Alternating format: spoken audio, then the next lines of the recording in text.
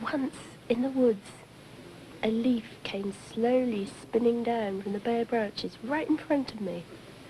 I've chased after falling leaves of the children. Sometimes I can never catch them, but this one, I just opened my hand and it settled like a bird. A year's happiness.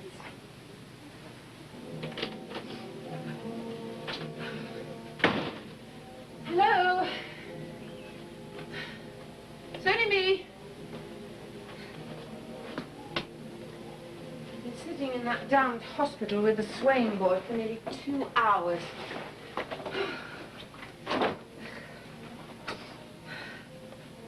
Colin? I thought you were Sheila. I found some fish fingers in the fridge. I gave the children those. They're upstairs watching television. It's funny to see you sitting at the kitchen table. You haven't been for ages. No. How long have you been here? Most of the afternoon. Where's Sheila? Where indeed? The school rang at 3:30 to say that Lizzie was still standing at the gate. I'm sorry, Colin. I know how you feel about Sheila working here. Do you? Did you ask David where she is? No. Isn't he here? No. Not in the office. The office say he's here. His stuff's here. So I observe. I expect they've gone for a walk then. Gone for a walk? David likes to wander around the neighborhood when he's brooding about a scheme. I think Sheila sometimes tags on. Taking dictation as they go? I suppose David says very much. Just likes to have someone there. They're walking around the neighborhood in silence for 3 hours in the rain. Taken shelter, gone to the pictures, I don't know. You know she's in love with him. Colin, dear Colin.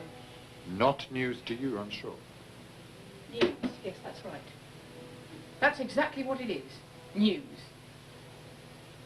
David says he doesn't know how you became a journalist, but I know, because that's your trade. You look as if you don't care what anyone thinks, but you do. You care a lot. You want us all to be surprised and shocked. You want to get a reaction. Got a reaction this time, anyway. Yes. I'm sorry. It makes me angry, Colin, when you talk like that. David wants everyone to love him. But apparently everyone does. And you want everyone to hate you. Perhaps you don't. Perhaps you want to test them. You want them to love you in spite of being hateful. Don't worry, Jane. I'm sure he's not in love with her. If you want to know the truth, she's frightened of him. Of course she is. She's frightened of you, too. She used to be. She used to be in love with you. You are a fool, you know, Colin. You only have one life. You can't go back and say, please, miss, I've spoilt this one. Can I have that one? It's just a twinge of jealousy there. Just for an instant. Not how reflexive it is. I'm sure you weren't in love with her. You always want to pull people down. You pull her down. That's what makes her so insecure. Why? What did she say to you? Nothing. She doesn't need to say anything. Did she say, oh, Jane, I think he's going to leave me? Did she? See, she did. Are you going to leave her?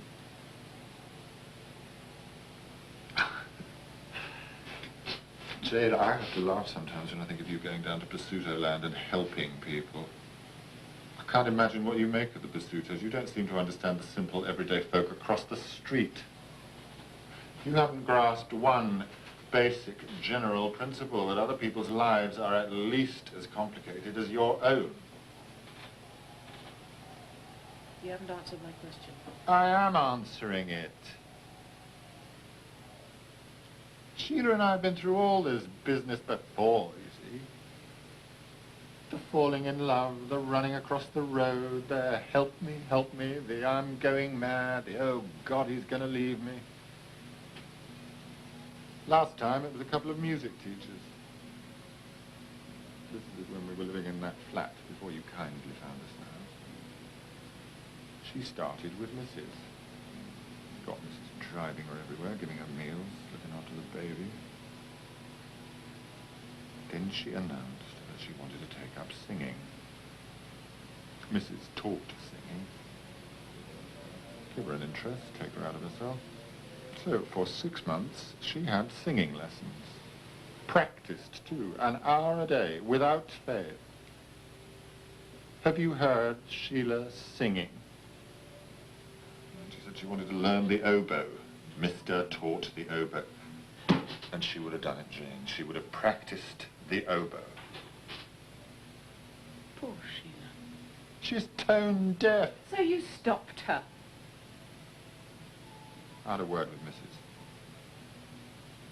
Life goes around like a wheel, Jane. What we've done once, we do again. We don't change. We never escape.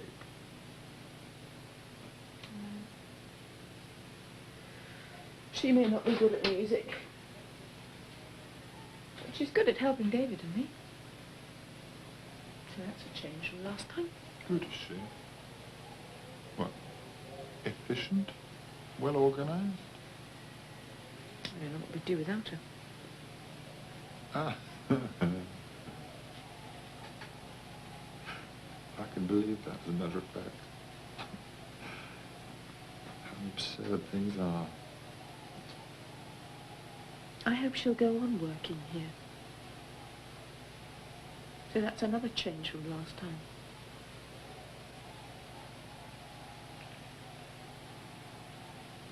And are you going to leave her? She used to be frightened of me once, of course. She used to be in love with me. I've got to have one stick left in the rack. Is that you? Anyway, it's only us. Hello, Colin. What's you doing here? We got caught in the rush hour. Where are the children? Where's Lizzie? Standing outside the school, I presume. She's upstairs watching television. They're both upstairs. Then we got caught in the rain, Did they get my message? and we found a tea shop that had 4 lots of tea. I rang the school. I told them to tell Lizzie to come home with Matt. Upstairs. Then we got caught in the rush hour. You're not going. Stay for some supper. We haven't seen you for ages. Colin, have a drink. I'll open some wine. Early in the new year, that was. Cold, wet. A terrible start to a terrible year. Why do I say that? Amazing things happened that year. I wouldn't go through that year again. Lizzie never got my message for one very simple reason. I never sent it. I was lying. I'd forgotten all about her. Isn't that awful? I mean, truly awful. As soon as I came into the kitchen and saw Colin and Jane sitting at the table like that, I knew what he'd been telling her. And yes, I was in love with David. And no, I was never in love with the oboe teacher. But it's true that I was in love with David.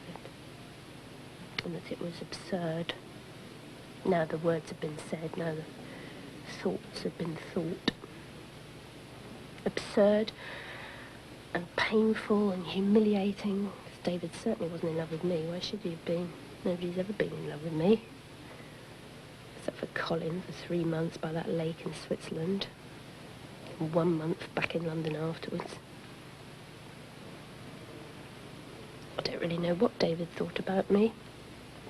I think he quite liked me being round the house. I was better than no one. That was how I was the first to hear about his idea for Basuto Road. Colin was right, of course. She was a bit in love with David. Poor Sheila. Poor silly Sheila. I don't think David even realized. Perhaps he did know. I look at him from so much further off these days. I see all kinds of things I never saw then.